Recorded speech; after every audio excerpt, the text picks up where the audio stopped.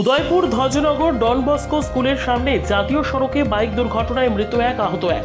মৃতের নাম বিপ্লব শুক্ল দাস, বয়স 23, চন্দ্রপুর রামসাগর পার, এবং আহতের নাম প্রিয়াঙ্কা সূত্রধর, 21 বছর বয়স, বাড়ি রাজধরনগর এলাকায়। ঘটনাটি ঘটে বৃহস্পতিবার সন্ধে 6টা নাগাদ। তবে বাইকটি কিভাবে দুর্ঘটনার কবলে পড়েছে তা খবর সংগ্রহ করা পর্যন্ত কেউ বলতে পারছে না। সংবাদে প্রকাশে জানা যায়, TR03J8646 নম্বরের বাইক দুর্ঘটনায় আহত অবস্থায় দুজনকে উদ্ধার করে দমকল কর্মীরা টেপানিয়াস্থিত গোমতী জেলা হাসপাতালে নিয়ে যায়। হাসপাতালে কর্তব্যরত চিকিৎসক দুজনকেই প্রাথমিক চিকিৎসা দেওয়াকালীন সিটি স্ক্যান বিভাগে মৃত্যুর কোলে ঢলে পড়ে বিপ্লব শুক্ল দাস। বিপ্লব শুক্ল দাসের বাড়ি চন্দ্রপুর রামসাগর পার এলাকায়, অপরদিকে প্রিয়াঙ্কা সূত্রধরের বাড়ি উদয়পুর রাজধরনগর এলাকায়।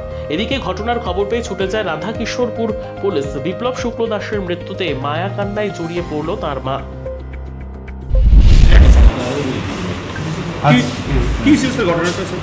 আজকে সন্ধ্যা 6:15-তে ইমার্জেন্সিতে ফায়ার সার্ভিস দুজন আহত রোড ট্রাফিক অ্যাক্সিডেন্টে আহত ব্যক্তিকে নিয়ে আসে। একজনের নাম বিপ্লব শুক্ল দাস, 23 বছরের মেল, এবং সঙ্গে প্রিয়াঙ্কা সূত্রধর, 21 বছরের একজন ফিমেল। বিপ্লব শুক্ল দাস আহত অনেক ইনজুরিস নিয়ে আসে, হেড ইনজুরি এবং অনেক নাকে কানে ইনজুরি ছিল।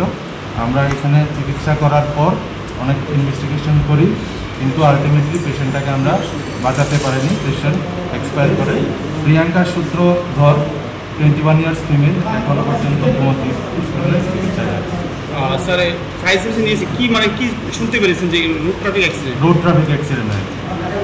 এখন কি বিপ্লব শুক্ল দাসকে মর্গে রাখা হবে নাকি? এখনও আমাদের এখানেই আছে, আমরা পুলিশ ইনফরমেশন পাঠিয়ে দিয়েছি এবং যা পরবর্তী সময়। স্যার, মূলত স্যার একজন মৃত, একজন আহত রয়েছে।